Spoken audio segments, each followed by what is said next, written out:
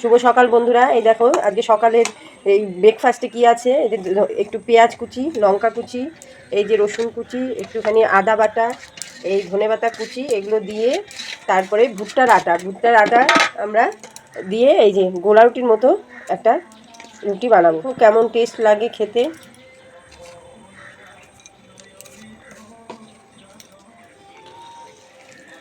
বেশি নাতাতে দেখাতে হবে না।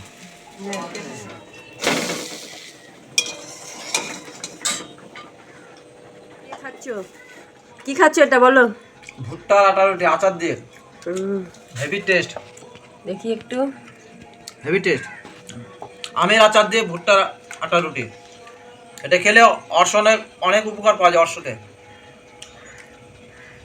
যাদের অর্শ আছে তাদের ক্ষেত্রে খুব উপকার। এটা কি সকালে ব্রেকফাস্ট? হ্যাঁ, সকাল ব্রেকফাস্ট।